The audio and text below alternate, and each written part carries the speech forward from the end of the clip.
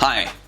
Today's message is about an important but often overlooked responsibility: the correct disposal of old IT equipment in the public sector.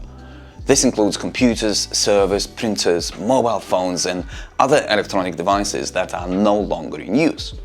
Many of these devices are currently stored in backrooms, basements or waste containers.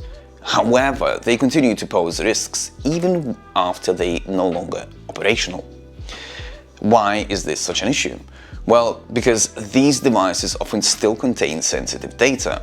Information such as housing applications, council tax records, care plans and internal emails may still be stored on them.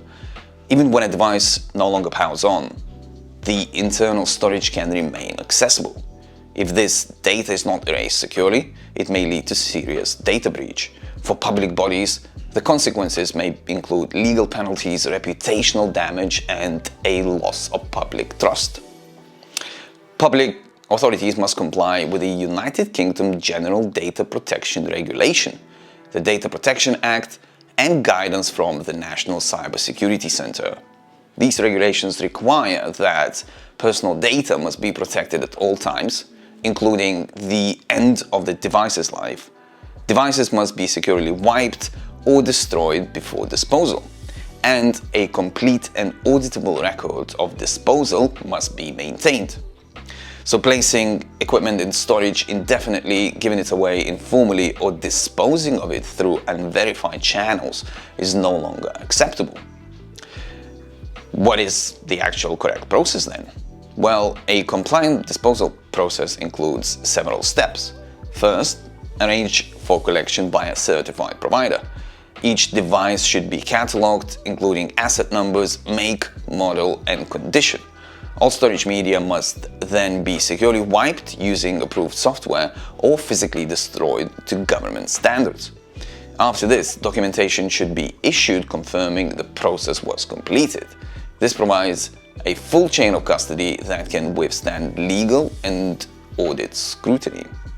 There are also environmental and financial benefits. Proper recycling allows recovery of valuable materials such as aluminium, copper and rare metals. Reusable components can be refurbished and integrated into future systems. This supports environmental goals and aligns with net zero commitments.